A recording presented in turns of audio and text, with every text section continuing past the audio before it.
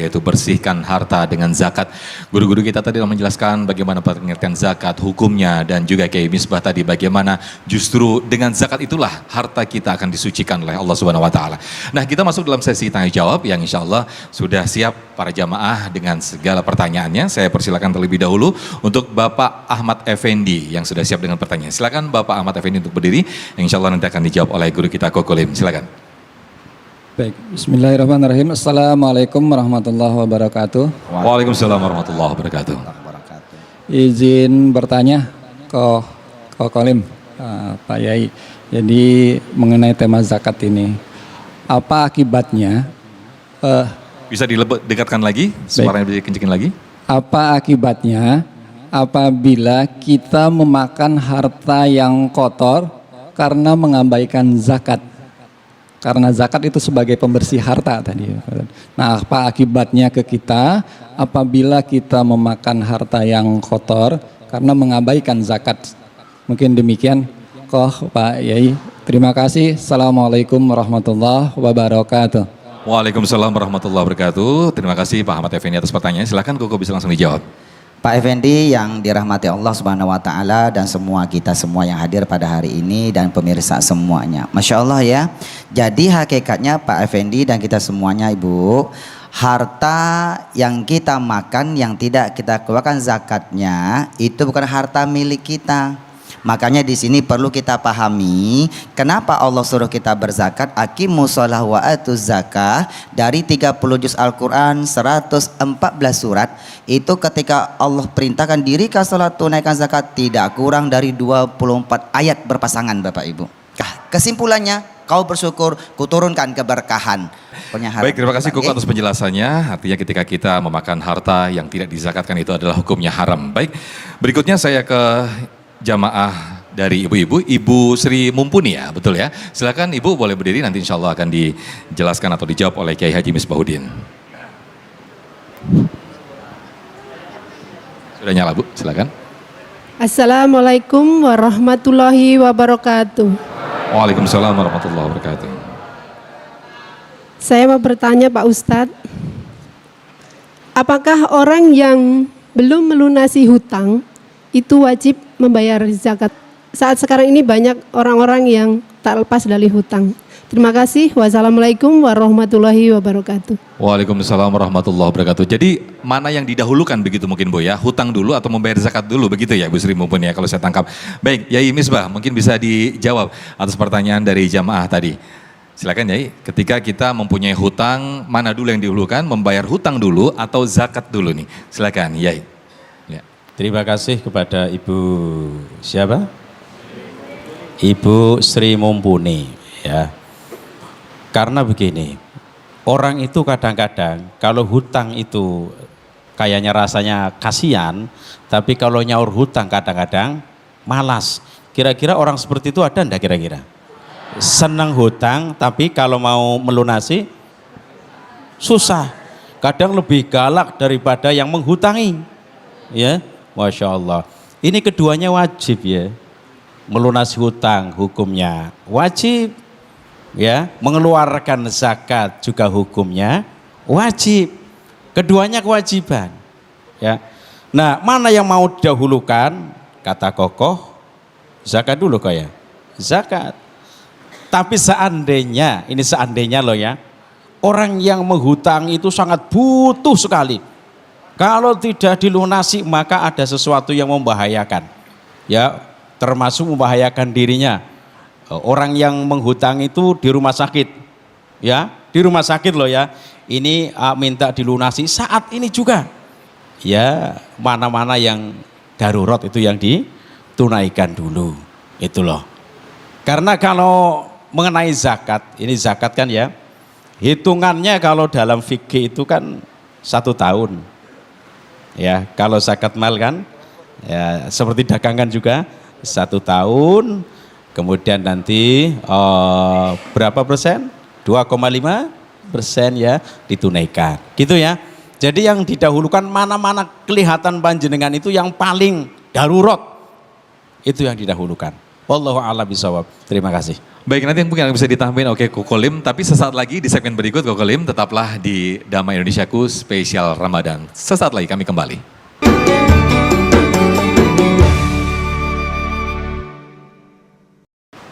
Baik, terima kasih pemirsa. Kita kembali di Damai Indonesiaku spesial Ramadan yang dengan tema besar kita bersihkan harta dengan zakat. Sebelum saya berikutnya kami persilakan lagi untuk para jamaah dari bapak-bapak ini ya. Bapak Endang Abidin, betul ya? Silakan Bapak. Terima kasih. Assalamualaikum warahmatullahi wabarakatuh. Waalaikumsalam warahmatullahi wabarakatuh. Mohon izin bertanya Pak Ustadz.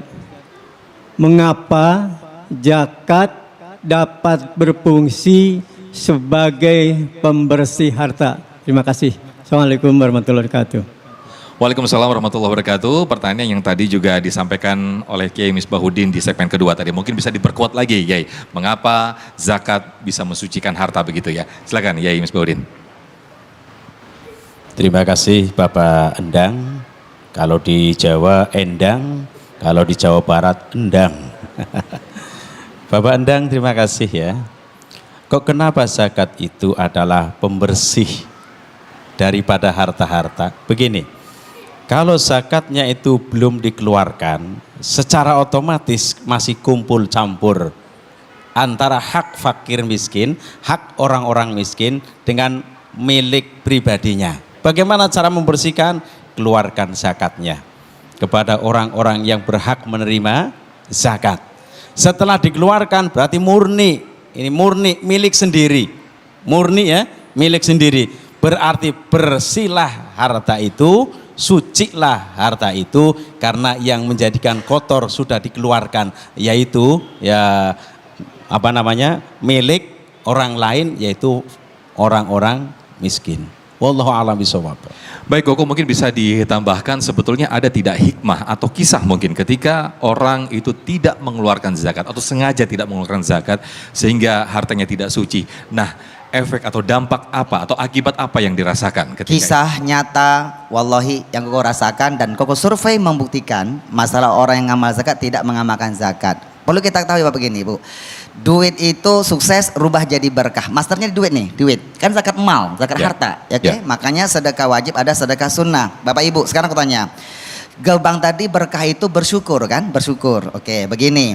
Duit rezeki dari Allah, Bapak Ibu, oke? Orang yang tidak berzakat, aku mau tanya, kenapa dia mesti bayar zakat? Karena duit itu berputar. Berputar Bung ya, dia berputar ya Pak ya. Kalau sesuatu yang berputar Pak, itu wajib dizakatkan. Maka zakat itu membersihkan Pak 2,5%. Tujuannya begini, cari duit berapa? Satu, biar hati kita bahagia. Cari duit tidak bersyukur, ya Bung ya. Tidak mau sholat, tidak mau sedekah wajib zakat. Dicabut keberkahannya, hati mulai tak bahagia. Cari duit, gaji sebulan 7,5. Karena tak berkah, tanggal 7 sudah koma. Tanggal koma. Cari duit untuk gaji sebulan, 7 hari sudah selesai, masih ada 3 pekan lagi Pak. Akhirnya apa? Kekurangan rezeki. Solusinya berhutang kemana kemari. Hutang malam tidur tak pernah nyenyak, siang jadi orang hina, tak berkah. Demi Allah hutang tak akan pernah selesai apabila zakat tidak diamalkan. Allah tidak akan bantu Pak. Imtan surallah yang surkum. Kau bantu agama Allah, Allah pasti akan bantu kalian.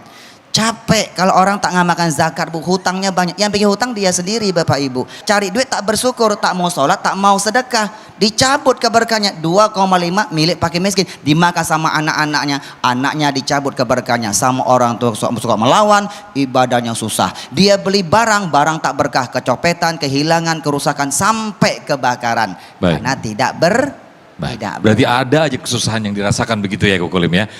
Banyak sekali kejadian seperti itu. Baik, saya persilakan satu lagi jamaah yang sudah siap dengan pertanyaan. Ibu Sri Wulandari, betul ya? Ibu Sri silakan. Assalamualaikum warahmatullahi wabarakatuh. Waalaikumsalam warahmatullahi wabarakatuh.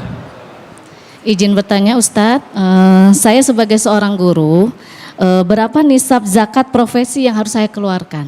Itu saja pertanyaannya Ustadz. Assalamualaikum warahmatullahi wabarakatuh. Berapa nisab harta profesi begitu ya yang di zakat yang dikeluarkan? Silakan Kiai Haji Misbahuddin terlebih dahulu. Ya. Ya ini termasuk pertanyaan yang bagus ya, Bu Sri ya. Bu Sri ya. Kalau tidak salah itu kalau per bulannya mencapai kurang lebih hampir 7 juta. Ya. Hampir 7 juta itu per bulan. Ya maka diwajibkan untuk mengeluarkan zakat. Kalau seumpama jadi satu tahun lah ya. Dikalikan sampai 6 juta lebih atau 7 juta sekian kurang sekian dikali 12 bulan berapa? Boleh cara zakatnya pas akhir tahun ya, boleh. Tapi ada pula zakatnya per bulan juga boleh. Nah, wallahu a'lam bishawab. Baik, mungkin bisa ditambahkan ke Kolim, silakan. Itu hitungan syariat, okay? Tapi kalau hitungan begini praktis Bu, sedekah itu bi amwalikum wa anfusikum. Jadi kalau kita dapat rezeki keluarkan 2,5%. Sudah Pak, 2,5%. Karena Ibu punya pekerjaan tetap soalnya. Gaji tetap ya Bu ya. Wajib zakat 2,5%. Tidak usah, Ibu punya tetap soalnya, tetap. Kalau Ibu tidak punya pekerjaan tetap, kerja tak menentu, sedekah wajib tidak dikerjakan. Tapi sedekahlah semampunya. Karena tidak punya pekerjaan penghasilan tetap. Sedekah semampunya. Tak boleh ngomong begini Bu, ya Allah saya tak bisa sedekah Semuanya, tetaplah bersama kami di Damai Indonesiaku.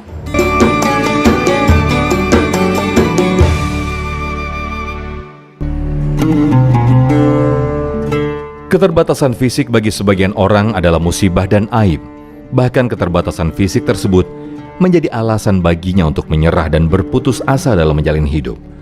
Hal ini tidak berlaku bagi Bapak Sarono, pria berusia 65 tahun yang diuji oleh Allah dengan keterbatasan indera penglihatannya. Bapak Sarono sudah rabun sejak tahun 1998. Memiliki keterbatasan tidak membuatnya menyerah dalam mencari nafkah. Berbagai ikhtiar dia lakukan untuk mendapatkan uang guna membiayai kebutuhan hidupnya dan istri. Baginya, rizki datang dari Allah. Meskipun dengan keterbatasan fisik, dirinya harus tetap ikhtiar menjemput rizki dari Allah, bukan dengan cara mengemis atau meminta-minta. Akhirnya sejak 2005, Bapak Sarono memilih bekerja sebagai pemecah batu. Sarono merasa bersyukur karena masih bisa berjalan, tangan masih bisa diayunkan, telinga masih bisa mendengar, dan akal serta pikiran masih normal. Tidak ada alasan baginya untuk menyerah dalam berikhtiar mencari nafkah dengan memecah batu. Setiap harinya beliau memecah batu yang berasal dari sisa-sisa bata atau hebel menjadi pasir untuk kemudian dia jual dengan harga yang sangat murah, antara 10.000 hingga 30.000 per karung. Namun yang lebih hebat, dengan keterbatasan dan penghasilan yang kecil dan tidak menentu ini, Bapak Sarono mampu membiayai dan menjadi orang tua asuh bagi anak-anak yang membutuhkan.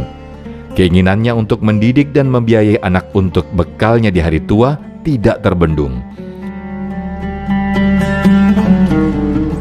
Kita pengen duduk berdampingan bersama Rasulullah SAW di surga nanti seperti dua jari ini. Nah kalau begitu ya ayo kita santuni anak yatim, kita tuntun anak yatim.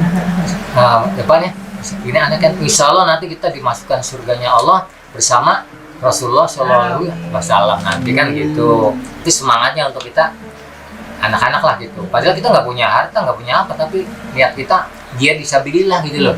Sampai akhirnya tahun 2003, Bapak Sarono dipertemukan dengan 2 orang anak yatim yang akhirnya disantuninya. Bapak Sarono pernah menyantuni hingga 75 anak yatim dan duafa.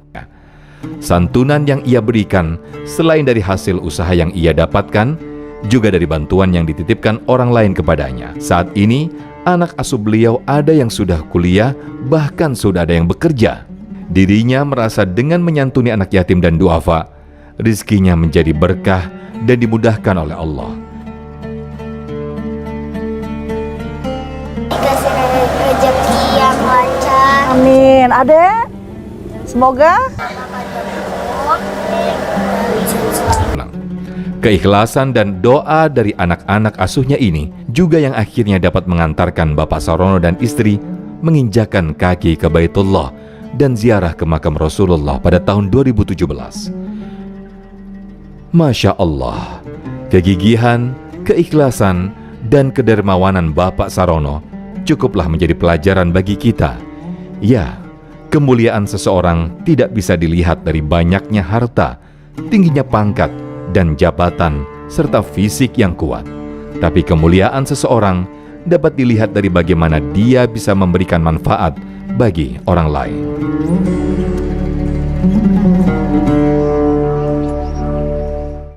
Baik, Masya Allah pemirsa, kita menyaksikan bersama-sama bagaimana tayangan tadi begitu memecut hati kita bahwa seorang Pak Sarwono yang hanya pemecah batu yang dengan hasil Rp5.000, tapi Masya Allah memberikan keberkahan yang sangat luar biasa sekali. Mungkin Ustadz Kokolim bisa mengambil ibrah dari tayangan tadi, silakan. Allahu Akbar, Sadaqallahul Azim, Maha Suci Allah, Maha benar dengan segala firman-Nya. Ayah bunda, Pak Sarwono ini mendapatkan suatu bukti janjinya Allah Subhanahu wa taala di dalam surah Al-Baqarah ayat 274. Apa kata Allah? Walladzina amanu wa amilus solihat.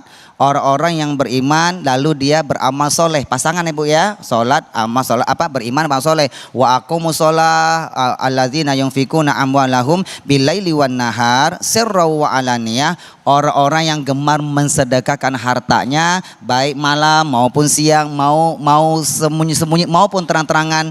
Apa janji Allah? Lahum ajruhum inda rabbihim, dibalas kebaikannya oleh Allah. Wala khaufun alaihim walahum yahzanun. Hidupnya enggak pernah sedih, hidupnya enggak pernah khawatir, hidupnya enggak pernah galau, hidupnya tidak pernah kekurangan rezeki. Kenapa? Rezekinya sudah dijamin oleh Allah Subhanahu wa taala. Itu yang Pak Haji Sarwono rasakan sekarang ini, Masya Allah. Masya Allah, bukti nyata ya. Bukti nyata dari janji Allah Subhanahu wa taala. Yang dirasakan Pak Sarwono. Baik.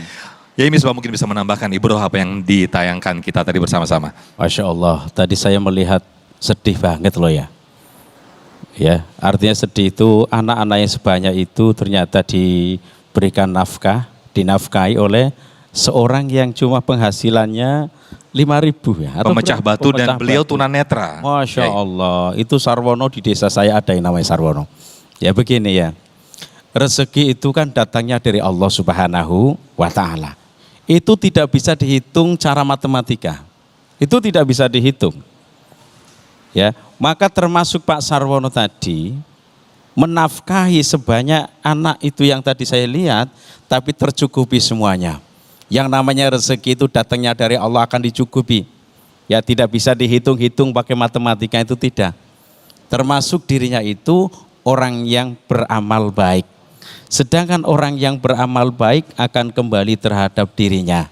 Man amila solihan falinapsi wa man asa'a fa'alaiha. Barang siapa yang berbuat baik kembali terhadap dirinya. Dan barang siapa yang berbuat jelek kembali juga padanya. Jadi mohon maaf ya, kalau melihat tadi, insya Allah pahala Pak Sarwono itu sangat banyak sekali. Ditanamkan di alam dunia, diperlihatkan ya tanda-tanda kekuasaan Allah. Orang yang hasilnya cuma segitu bisa memberi nafkah sebanyak tadi. Kira-kira banyak itu berapa anak itu ya? Ya, rezekinya ditanggung oleh Allah Subhanahu wa taala. Ini mengingatkan kepada kita, orang yang miskin saja, pemecah batu, itu bisa merawat anak sebanyak itu, apalagi orang kaya. Ingat, orang kaya, kalau hitung-hitungan secara matematika, rezekinya itu lebih banyak. Kalau hitung-hitungan matematika. Tapi yang tadi sampaikan Kokoh, Ustadz Kokolin itu keberkahan, itu yang paling terbaik. Terbaik bisa dirasakan baik dunia maupun akhiratnya. Wallahu a'lam bishawab. Baik, terima kasih Kiai Haji Misbahuddin, Kokolim, terima kasih. Intinya ketika orang kaya itu bersedekah atau berzakat itu biasa. Tapi kalau orang miskin bersedekah atau berzakat itu luar biasa. Terima kasih, Masya Allah, mudah-mudahan memberikan hikmah dan juga meningkatkan keimanan kita. Apa yang disampaikan oleh guru-guru kita pada siang hari ini. Damai Indonesiaku spesial Ramadan, sesaat lagi akan kembali.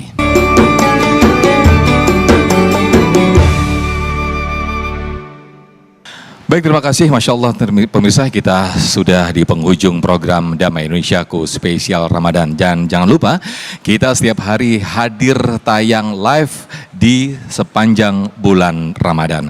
Akhirnya mewakili kru yang bertugas, saya Muhammad Sofyan dan Sarung Wadimor, tentu Sarung kita mengucapkan terima kasih. Wabillahi taufiq wal hidayah. Wassalamualaikum warahmatullahi wabarakatuh.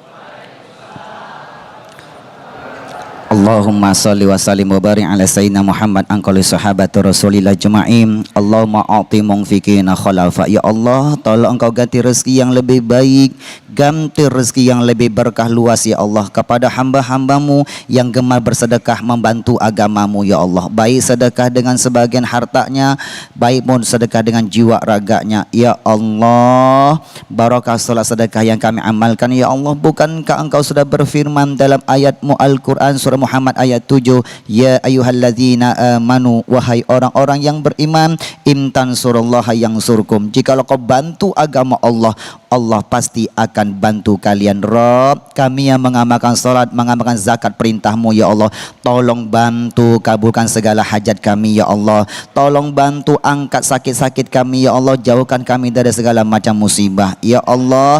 Berkailah hamba-hambamu, berkailah kami semua ya Allah, berkah salat sedekah, salat zakat yang kami amalkan ya Allah. Rabbana taqabbal minna innaka antas samiul alim wa tub alaina innaka antat tawwabur rahim. Rabbana atina fid dunya hasanah wa fil akhirati hasanah wa qina azabannar. Subhana rabbika rabbil izzati amma yasifun wa salamun alal mursalin walhamdulillahi rabbil alamin.